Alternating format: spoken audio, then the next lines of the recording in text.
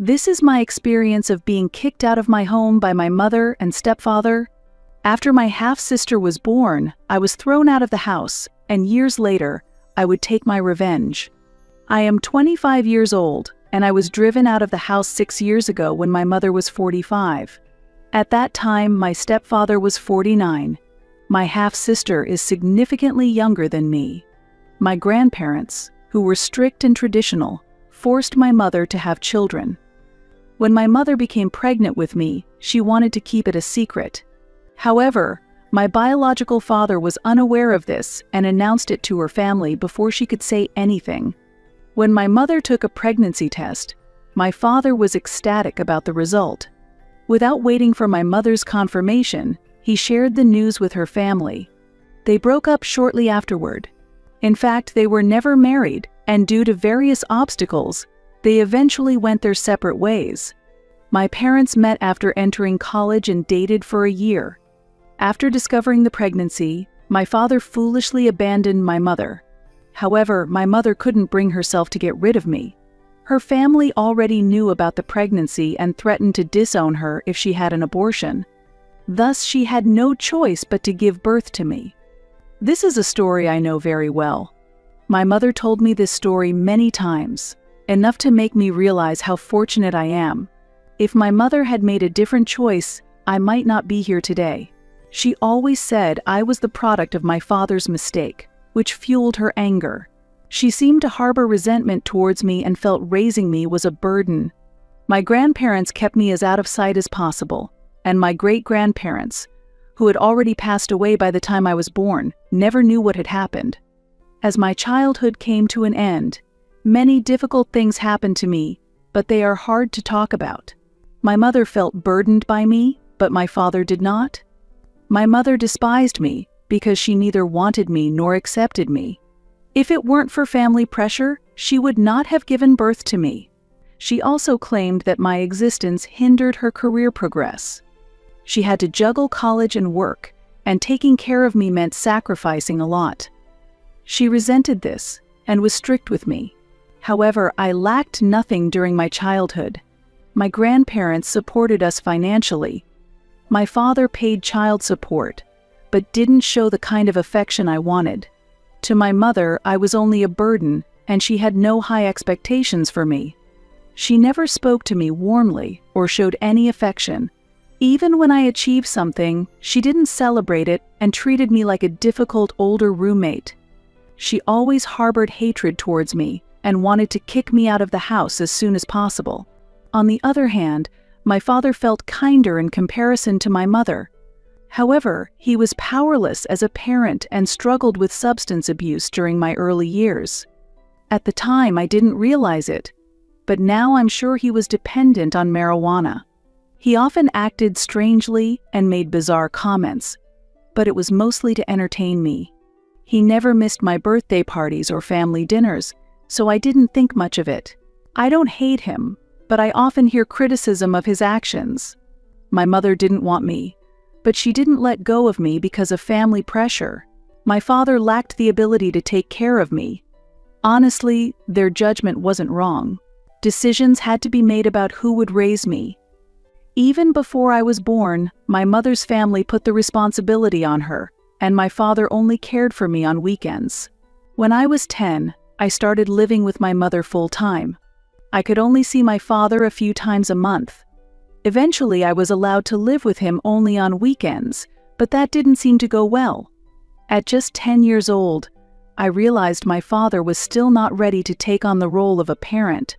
He lived in a modest apartment, couldn't afford the lifestyle my mother enjoyed, and was in a poor environment. The living room always carried the distinct smell of marijuana, and my mother constantly complained about it. My father wanted me to spend several days a week with him, but my mother opposed this and only allowed weekend visits. Even so, the time I spent with my father brought me a bit of relief. Although family life wasn't ideal, at least I felt accepted. Despite being in a difficult situation, my father did everything he could for me. At times, we only had one meal a day at his house, but he still tried to comfort me. My childhood was spent enduring constant pressure from my mother while needing to face my father on weekends. When I was 15, my mother met her new partner, John. He wasn't a bad person, but he wasn't particularly great either. To be honest, he was indifferent to me, but he was still better than my mother. My father wasn't particularly interested in me either, but talking with him gave me a sense of reassurance. My mother and John spent several days together and got married when I was 17. 2 years later, when my mother became pregnant again, I didn't worry much about it. For me, it didn't affect my daily life, and I continued my usual routine. At 18, I chose to take a gap year and pursued practical work experience instead of immediately going to college. However, I later regretted this decision. My grandparents were prepared to pay for my college education, but shortly after I turned 18, my mother and grandparents had a fierce argument, which resulted in the end of financial support for me. This forced me to live independently, but I managed to support myself through an internship I had joined at the time. When I was 19, I applied to a university and was quickly accepted. At the time, my mother was 7 months pregnant, but she didn't provide me with any information. Eventually, my half-sister was born. After returning home from the hospital, my mother and John sat me down for an important conversation, and I was a bit surprised. My mother said, "The new baby needs a new room in the house." They mentioned hiring a full-time babysitter and setting up a room for her. It was time for me to give up my room and leave the house. Since I was already 19 and legally an adult, staying at home felt unnatural. At that time, I considered moving in with my father. However, he was struggling with drug issues and had also developed a gambling addiction. His home had become a place no one wanted to visit anymore. Until then, my maternal grandparents had been very close to my mother, so there had never been financial concerns. They were willing to support me for my mother's sake. However, after my mother's fight with them, their relationship ended, and so did their bond with me. I had no choice but to accept this reality. I tried contacting them several times but was unsuccessful. The situation deteriorated to the point where I was nearly thrown out. However, I decided to pay for my own college tuition. Since I was pursuing an education, I expected my mother to contribute during the application process. I understood that my mother hated me, but attending college meant becoming independent from my family, so she ultimately agreed to support me. Later, she told me she would kick me out of the house. I asked her for financial assistance for my college education, but she looked at me, laughed, and said, "Not only am I going to kick you out, but I'm also cutting all ties with you. Here's $100. Get out of here." She then threw $100 at me. I was stunned and shocked by her coldness. I never imagined someone could be so cruel. When I started crying, she frowned and said, "If you're going to cry, do it outside." She didn't want her house to be sullied. Before that day, I had been living relatively contentedly, though I never voiced anything to my mother. I wanted to avoid arguments with her and didn't want to waste my time. However, on that fateful day, speaking up for myself ultimately led to me being thrown out of the house. On the surface, I remained silent, but deep down, I felt she was an incredibly awful mother. Finally, I became certain that removing her from my life would significantly improve my future. She declared without looking back, "It doesn't matter. I have my husband and my real daughter, so I don't need you anymore." Upon hearing those words, I felt deep despair once again and thought, "This is the worst day of my life." Still, I managed to stay somewhat composed, packed my belongings, and left that house. Since that day, I have never looked back at that house. The $100 handed to me is severance money. What could I possibly start with that? In reality, it was impossible to hope for any significant change with that amount. I immediately headed to my father's house, determined to improve my situation from scratch, no matter how difficult it might be. When I arrived at my father's house, he was in terrible shape, and the condition of the house was even worse. The floors were covered in trash, with no sign of cleaning having been done. My father had been unemployed for a long time and had lost his funds through gambling. Moreover, after his father passed away a few months earlier, he squandered the inheritance left to him. My father was happy to see me again, but he was high on drugs and unable to hold a coherent conversation. That day, I was already feeling down and at my limit.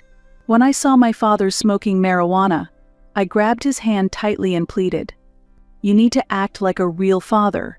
I felt that his unhealthy habits could destroy my life as well. Being kicked out by my mother and unable to rely on my father only deepened my despair. At that moment, I picked up some marijuana that had fallen on the floor, filled with disappointment and regret. Overcome with despair, I struck my father once, then immediately apologized, but he stormed off to his room in anger. In the end, I spent the night in the living room. The next morning, my father asked me what had happened. Now sober, I told him everything. I explained the situation in detail and told him that I needed his support and that his cooperation was essential. For that to happen, he needed to quit gambling and drugs. When my father learned that my mother had kicked me out, he was shocked. He tried calling my mother, but she didn't answer. That day, I decided to live with my father. Although he didn't have financial stability, he promised to do his best for me. However, the process was far from easy and was a constant struggle. There were times when my father would revert to his old habits, but I continued to support him. He promised me, "I'll keep trying." It was disappointing that I couldn't attend college, but I couldn't waste time, so I applied for multiple internship programs. I received offers from several companies, some with good pay, but I had to decline them due to the long working hours and my family situation. At that time, my father showed no willingness to improve his life. While seeking support from my father, I resolved to improve my own situation as much as possible. Whether I was working or not, the house had to be clean and organized at all times. However, my father continued living the same lifestyle as before. He had been searching for a job for a long time, but employers avoided him due to his tarnished reputation. In the past, he had struggled with addiction issues at work, which became a significant obstacle for both him and me. Amid these hardships, 3 years ago, we finally experienced a stroke of luck. My father began working as a store clerk, though the pay was low and the hours were long. I worked as an accountant, which was a boring desk job. However, a high school friend from another state offered me a job through her father, who was opening a new branch. Her parents divorced years ago, but every time she returned during holidays, we met up. She understood my past difficulties and even offered financial support for my college tuition, but I couldn't bring myself to accept her money. I couldn't bear the burden of debt. Her father ran a major office supply business and recently decided to expand his operations. When she offered me this new job, I agreed to take it. I also suggested that my father work as a warehouse manager. Given his qualifications and prior experience, it was an ideal position for him. Thus, we moved into a new phase, and things started to take a turn for the better. My father has completely stopped using marijuana and no longer gambled. We moved into a better living environment, and things have been going smoothly for the past 2 years. 6 years ago, it would have been impossible to imagine our current state. I hadn't been in contact with my mother for a long time, but 2 weeks ago, she reached out to me. She seemed to be in need of some help. I sensed that something serious was happening. Shortly after I left home, she quit her job and started a new business with John, but it didn't last long. I don't know the exact reason, but they kept pouring money into it and eventually went bankrupt. They were left with an enormous amount of debt and had to sell everything they owned to repay it. Through relatives, she seemed to have heard that my father said, "We've moved to a better home and are satisfied with our current life." For that reason, she decided it was appropriate to reach out and ask for help. She didn't apologize but simply said, "Come back home." She also asked me to forget all the past. She mentioned she had a young daughter and was worried about her future. And if I had the capacity, she wanted me to support them and take on some of their debt. I was astonished by her bold demands.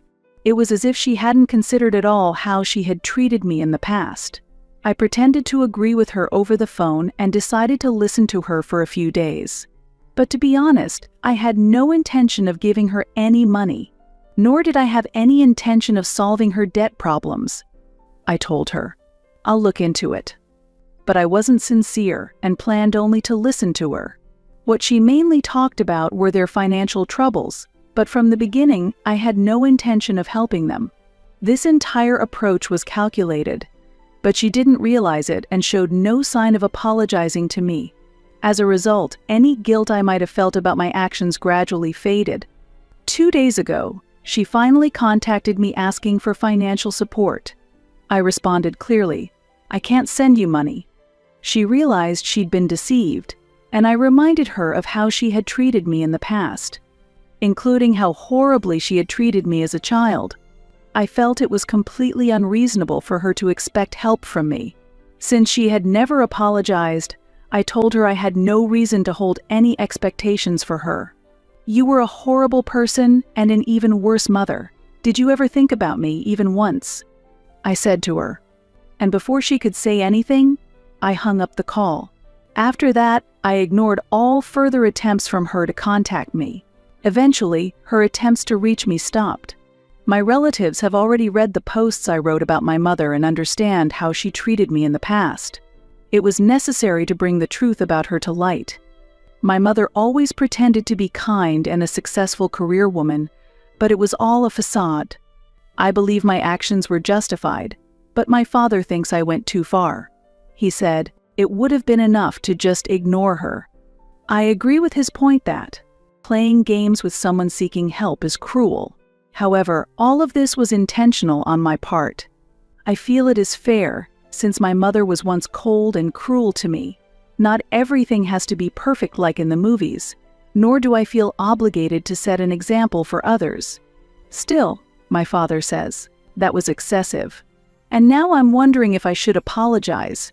I'm questioning whether paying off my toxic mother's debts and supporting her afterward is truly the right thing to do. I felt the need to discuss past events and decided to sit down and talk with my father. In the end, I'm glad I did so. My father wasn't always a very proactive parent. For most, if not all, of my childhood, he was high and didn't care about anything. My father barely remembered how terribly my mother treated me or how she behaved toward me.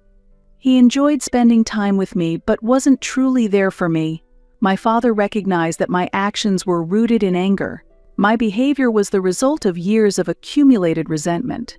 He also understood that it wasn't right. Even if it wasn't moral or ethical, my mother had no intention of apologizing, and I had no intention of apologizing to her either. I was shocked that, despite never having apologized, she still expected help from me. It has been a week since I last heard from her. While I've received many messages from various people, I have no interest in talking about my mother anymore. I have plenty of other work to deal with and no time left for drama. About 2 weeks after our phone call, my mother contacted me again saying, "I regret trusting you." She admitted she regretted having a daughter who betrayed her despite trusting me, but I felt the same way about her. My childhood was so difficult because of her that I sometimes felt it would have been better to be an orphan. My mother no longer lives in this town, saying she left out of shame and humiliation, but honestly, I don't care at all where she is now. Wherever she is, it no longer affects my life. She blocked me on social media, and we both agreed to stop contacting each other. A month has passed since my mother moved, and things have quieted down significantly. According to relatives, she isn't talking to any family members or anyone else. This might be for the best for her. My father and I are still doing well. My father recently got a raise, and our life is going smoothly. I still haven't been able to attend college, but I hope to go someday when I have more stability. Recently, I heard that my mother is going through divorce proceedings with John. At first, I was surprised, but thinking about her personality, it wasn't that shocking. She says she's worried about me, but it's hard to take her concerns seriously. I hope this situation isn't just another one of her schemes. For now, I'm focusing on my work, my health, and my relationship with my father. The only thing that weighs on my mind is my half-sister. What kind of environment is she growing up in? It pains me to think that she might continue to grow up under such a mother. I used to believe that my mother was at least kinder to her than she was to me, but then an unexpected message arrived. Is this my big sister? Was the message sent from an unfamiliar number? The message was from my 6-year-old half-sister. She had secretly borrowed my mother's phone to contact me. According to her, she knows me as the amazing and cool big sister who does great work. I was surprised to hear that my mother spoke about me so positively. I had never received such recognition before. My sister told me that things between my mother and John were terrible and that the household was always tense. Hearing that my 6-year-old sister felt lonely in such a difficult family environment broke my heart. When she said, "I want to meet you," the barriers in my heart began to crumble. I never imagined that my sister saw me this way. For 6 years, I hadn't been able to see her because of my mother and John. Despite that, she had loved me as her big sister, with a pure heart all this time. Our first meeting took place at a park. It was a secret meeting, without my mother knowing. My sister cherished a photo of me and spoke excitedly about her dream of wearing a suit and working like my big sister. Later, with the divorce of her parents and worsening financial difficulties, her situation became even more unstable. Despite my hesitation, I couldn't abandon her as her older sister. In the end, my father and I took her in. We faced many difficult situations to get to this point, but now it feels like the best decision. My father has completely overcome his past issues with drug addiction and gambling, and has become a great support for my half-sister. For him, her presence has been a new beginning in life. My mother eventually agreed to let us live with my half-sister. We've arranged for my mother to meet with her daughter once a month, but I still haven't faced my mother directly. While my half-sister's relationship with my mother is separate, my feelings toward my mother remain complicated. When I think about the past, I find it hard to forgive her. However, my half-sister's innocence slowly melts away the bitterness in my heart. Sometimes, family bonds are nurtured in the most unexpected ways.